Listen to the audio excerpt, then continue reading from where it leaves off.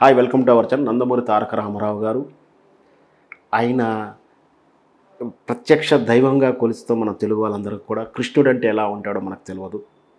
నిజమైన కృష్ణుడు స్వప్నం ఏమన్నా కనిపించాలంటే మనకు ముఖ్యంగా ఎన్టీ రామారావు గారి కృష్ణ రూపమే గుర్తుకొస్తుంది. ఆయన నటన ఏ చిత్రం చూసుకున్నా కూడా తను చిత్రాలను ఎంత ప్రేమించాడో కుటుంబాన్ని అంతకన్నా ఎక్కువ ప్రేమించేవాడని, ఆ కుటుంబం కోసం తాను అహర్నిశలు కృషి చేశాడని, కుటుంబంతో అత్యంత ఆప్యాయమైన ప్రేమ. కానీ చివరి దశలో ఆ కుటుంబం అంతంతో ఉండకపోవడాలు, కుటుంబం అంతా ఏకమై అతను ఏకాకి చేయడం, ఆయన ఎంతో ఆత్మక్షోభకు గురయ్యాడని అంటుంటారు. ఎన్టీ రామారావు గారికి ఎంతో సన్నిహితమైనటువంటి ఇమ్మడి రామారావు గారు మనతో ఉన్నారు. ఆయనను అడిగి మరిన్ని వివరాలు తెలుసుకుందాం. నమస్కారం సార్. నమస్తే బాబు. సార్, ఇప్పుడు కెరియర్లో ఎవరైనా సరే ప్రారంభిస్తున్నప్పుడు, కష్టాలు పడుతున్నప్పుడు, ముఖ్యంగా స్పష్టంగా చెప్పిన ఎన్టీ రామారావు గారు అవకాశాల కోసం తిరుగుతున్నప్పుడు, షూటింగ్కు నెయ్యం బావులు కష్టపడుతున్నప్పుడు ఏం చేసినా కూడా కుటుంబం కోసమే చేస్తారు ఎవరైనా. అయ్యో మా పాపకి ఎలా ఉంది, మా బాబుకి ఎలా ఉంది, ఈ తరహా ఆలోచిస్తుంటాం. ఓహో, ఇక్కడ ఏదన్నా కంపెనీలో చేయాలంటే మనం కోపం వచ్చి వెళ్ళిపోవాలంటే అయ్యో ఇక్కడ వెళ్ళిపోతే రేపు భవిష్యత్ పిల్లల జీవితాలు ఎలా, స్కూల్ ఫీజులు ఎలా, సరైన అక్కడ యాజమాన్యంతో మనం ఒక మాట అయినా పడి పిల్లల భవిష్యత్తు కోసం రాజీ పడుదారులు ఉంటుంటాయి. కష్టపడ్డా కూడా వర్షంలో తడుచుకుంటూ యాక్టింగ్ చేయడాలు ఇట్లాంటివన్నీ కూడా ఉంటాయి. అసలు ఎవరేం చేసినా కూడా కుటుంబం భవిష్యత్తు ఏమిటి, పిల్లల భవిష్యత్తు ఏంటి అంటూ రాజీ పడుతూనే కష్టపడతారు అహర్నిశలు. అలా అహర్నిశలు కష్టపడుతూనే ఎన్టీ రామారావు గారు సరే చాలా సంపాదించాడు, కోటల్లో సంపాదించాడు. ఆ 11 మంది సంతానానికి ఎంతో కష్టపడ్డాడు. ఇంకా తర్వాత ప్రజల కోసం ఏమైనా చేయాలి, రాజకీయ పార్టీకి వచ్చాడు. సరే, అది బ్యాడ్ లక్ అనుకోవాలో, విధివశాత్తు తారకమ్మ గారు చనిపోవడం, ఆ తర్వాత ఈ లక్ష్మీపార్వతం చేసుకోవాల్సిన పరిస్థితి వచ్చింది. కానీ కేవలం రాజకీయ వారసత్వము లేదా ఇంకేదో కారణంతో ఆయన చివరి క్షణాల్లో కుటుంబం అంతా దూరం అయిపోయి ఆయన ఆత్మక్షోభ గురి చేసింది అంటారు. ఈ విషయంలో ఎన్టీ రామారావు గారు ఏమైనా బాధపడేవారా? కుటుంబం గురించి ఎలా విలువ చూసేవాడు అతను? ఇక్కడ మంచి ప్రశ్న వేశారు. రామారావు గారు చిన్నాయన, అంటే పెద్ద ఆయన ఎన్టీ రామారావు గారు, చిన్నాయన శ్రీకృష్ణరావు గారు మాట. అతను కూడా చాలా ప్రేమగా చూసుకునేవాళ్ళట. వాళ్ళిద్దరూ ఒకటే, శరీరాలు వేరైన ఒకటే ప్రాణం అండి. వాళ్ళలో ఎంత కమిట్మెంట్స్ ఉండేయంటే రామారావు గారు 84లో వచ్చేసారు. వచ్చేస్తే ఆ ఇంట్లో ఉండేవాడిని. నేను వెళ్ళిపోతున్నాను హైదరాబాదు, మరి ఆయన ఎక్కడే ఉంటాడు చెన్నైలో, 3 పిల్లలతో ఉన్నాడు, కొంచెం నువ్వు చూడు, నిద్ర పెట్టుకో, రామారావు ఆ స్టోరీ డిపార్ట్మెంట్లో అమోఘంగా పనిచేస్తాడు అని చెప్పేసి వాళ్ళ ఇంట్లో పెట్టాడు. అసలు ఎన్టీ రామారావు గారు, త్రివిక్రమరావు గారు ఇద్దరు కూడా శరీరాలు వేరైనా ప్రాణం ఒకటే. ఈరోజు మీకు చెప్తున్నాను కొన్ని సీక్రెట్స్. వాళ్ళు కుటుంబంలో రామారావు గారి భార్య ఏట చూలింత బాలింత ఇలా ఉండేది. అంతే కదా, 11-12 మంది సంతానం కదా. అప్పుడు రామారావు గారి బిడ్డలందరినీ కూడా సాకే ప్రయత్నం ఎవరు చేశారు? ఎవరు సాకారంటే చిన్నాయన భార్య లక్ష్మీబాయి, తనే సాకేది అన్నమాట. అంతమంది పిల్లలు మంచి బాగోగులు చూసుకోవడం, తనే చూసుకునేది, బావగారిని తనే చూసుకునేది అన్నమాట. చూసుకున్నట్టయితే అలాగుండేది. తర్వాత ఒకసారి ఎన్టీ రామారావు గారు అంటే ప్రాపర్టీ కూడా వీరికి ఎంత ప్రాపర్టీ ఉందో వాళ్ళకు కూడా అంతే ప్రాపర్టీని సమకూర్చారు. రామారావు గారి తాలూకు రెమ్యునరేషన్ పెరిగిన తర్వాత ఈయనకి ఒక 40 ఎకరాలు తోట కొన్నట్టయితే చెన్నైన కూడా 40 ఎకరాలు తోట కొనేవాడు. అక్కడ సెల్వరాజు గారు తోట కొన్నాడు.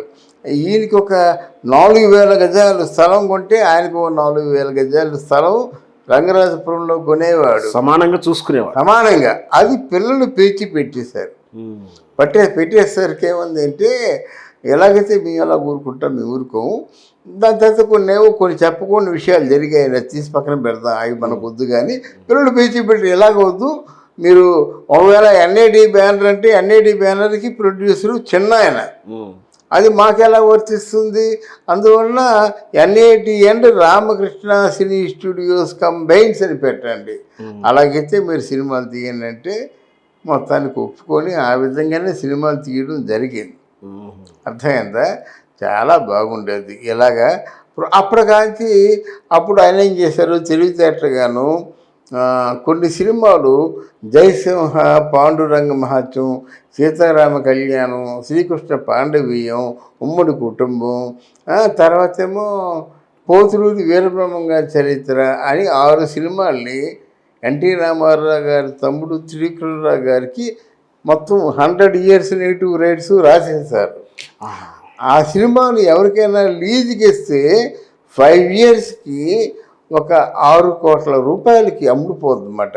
అది అంటే కామధేనువు లాంటిదండి. ప్రతి 5 సంవత్సరాలకు ఒకసారి 5 కోట్ల రూపాయలు వచ్చేయడమే. ఆ సినిమాకి అంత డిమాండ్ ఉంది.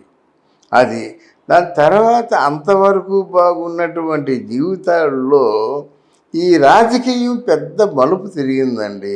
రామారావు గారు చాలా పెద్ద అమాయకుడు. ఎంత అమాయకుడు అంటే పసిపిల్లడంతో అంతే అన్నమాట.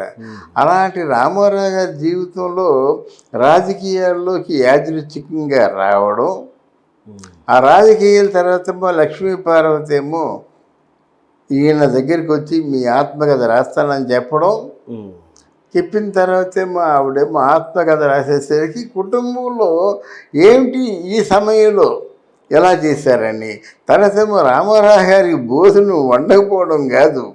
ఇక్కడ పసిపిల్లలను ఎందుకు చెప్పానంటే రామారావు గారికి ఎప్పుడు ఏ కోరికలు పుడతాయో తెలియదు. షూటింగ్లో కూడా ఆవిడ బసవతారకమ్మ కాబట్టి నాకు ఈ రుచి కావాలంటే ఆ రుచులు వండి పెట్టేదన్నమాట. ఆయనకి మిరపకాయ బజ్జీలు, పెసరట్లు, పిట్ట మాంసాలు, ఆ వేళ్ళు మిలిటరీ హోటల్లో పిట్ట మాంసాలు, బుహారీలోంచి ఇంకోటి బిర్యానీలు, ఇలా మద్రాసులో టాప్ హోటల్లో టాప్ రుచులు ఉన్నవన్నీ వచ్చాయి. అది తారకమ్మ బతుకున్నంత కాలం కొనసాగింది.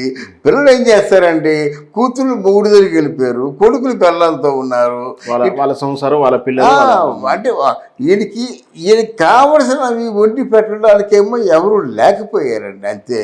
నిర్లక్ష్యం చేయడం కాదు. ఇక్కడ మళ్ళీ చెప్తున్నాను, ఈయనకి రుచులు లేకపోతే ఈయన బ్రతకలేడు. ఇది 400 షుగర్ ఉన్నప్పుడు కూడా 1 kg స్వీట్ తినేస్తాడు. కళాఖండ్ 1 kg కళాఖండ్ తినేస్తారన్నమాట. ఏమి చేయదు. ఆయనకి మనో నిగ్రహం అట్లాంటిది అన్నమాట. ఆయనకి కావాల్సిన వంటలు వండగా కొంచెం ఆయన రుచులకి దూరం అయ్యి, సార్ నాకేం తిండి పెట్టకుండా చంపేస్తున్నారు అనేటువంటి కోపంతో కూడుకున్న మాట అయితే మాట్లాడేవారు, కానీ తిండి పెట్టకుండా చంపడం కాదు. మళ్ళీ ఇంకోసారి చెప్తున్నాను అన్నమాట. అక్కడ వాళ్ళ పిల్లలతో వాళ్ళు ఉన్నారన్నమాట. చక్క ఆయనే ఒక మనిషిని పెట్టుకొని శుభ్రంగా కావాల్సిన వండించుకోవచ్చు కదా. ఇదంతా ఎందుకండి, అందులో ఒక వంట మనిషిని పెట్టుకొని ఒక మనిషిని బజారు పెట్టేసుకుంటే కావాల్సినవన్నీ వండి పెట్టేస్తారు కదా. అది లేకుండా ఆ మనిషికి అన్నం పెట్టలేదు అని రకరకాల కథనాలండి. ఆ కథనాలు ఎవరు క్రియేట్ చేశారో అందరికీ తెలుసు. ఇంకెవడు అంటాడు ఏమి లేదు, అన్నంలో వెల్లుల్లిపాయలు వేసి ఇలా వేయించుకొని తిన్నాడు అని చెప్పారండి. అంత దారుణమైన ఆ పరిస్థితి ఎందుకు వస్తుందండి ఒక ముఖ్యమంత్రిగా ఉన్న వాళ్ళకి? చెప్పండి. ఆఫ్టర్ మనమే మనకేది కావస్తుంది, మన పరమేశ్వరి కొండి పెడుతుంది కదా. ముఖ్యమంత్రి ఆ లెవెల్లో ఉన్నోళ్ళకి కొండి పెట్టదు. అంతేగాని ఎన్టీ రామారావు గారికి మళ్ళీ చెప్తున్నాను, తిండి పెట్టక చంపేశారనే మాట మాత్రం అవాస్తవం. అది ఆయన కోరికలు కొంచెం పసిపిల్లలు లాంటి కోరికలు అవి ఎవరు తీర్చరు. తర్వాత ఏమో షుగరు, అంత షుగర్ ఉన్నప్పుడేమో మరి తీపిగారులు ఎక్కువ ఇష్టం, తేనె త్వరలు ఎక్కువ ఇష్టం, పనసపండు త్వరలు ఎక్కువ ఇష్టం. ఇవన్నీ ఆయనకి స్పెషల్ ఫుడ్ మాట. అవి పెట్టమంటే ఎవరు పెడతారండి? అవి పెట్టకపోతే ఆకలితో చంపేస్తారా? గనక సందర్భం వచ్చింది కాబట్టి చెప్తున్నమాట. ఆయన కోరుకున్న ప్రిపరేషన్స్ పెట్టలేదంటే ఒప్పుకుంటాను, కానీ అసలు తిండే లేకుండా అన్నాన్ని ఇలా వేయించి వెల్లుల్లిపాయలతోనో ఉల్లిపాయలతోనో వేయించి తప్పటి అన్నం మెతుకులు నోట్లో పెట్టుకొని అలా కాలం గడిపాడంటే అది పాపం. ఆ పాపం చుట్టుకుంటుంది. ఎవరు ఆ విధమైన వదంతులు లేవదీసినా వాళ్ళకి మాత్రం పాపం చుట్టుకుంటుంది అన్నమాట. అందులో ముఖ్యంగా పురంధరేశ్వరి తండ్రిని బాగా చూసేది. ఎందుకంటే పురంధరేశ్వరిని బాగా చూసేవారు, చిన్నమ్మ అని. తర్వాత హరికృష్ణ గారు కూడా నాన్నంటే విపరీతమైన ప్రేమ. ఏది ఏమైనప్పుడు కూడా నాన్నగారికి ఏం కావాలో అన్నది ఏదో ఒక సమయంలో వచ్చి అక్కడ పడిసి వెళ్ళిపోయారు అన్నమాట ఇంట్లో. అదొకటి. వాళ్ళిద్దరూ మాత్రం అలక్ష్యం చేస్తారంటే నేను ఒప్పుకో. అది సార్ థ్యాంక్ యూ. నమస్తే.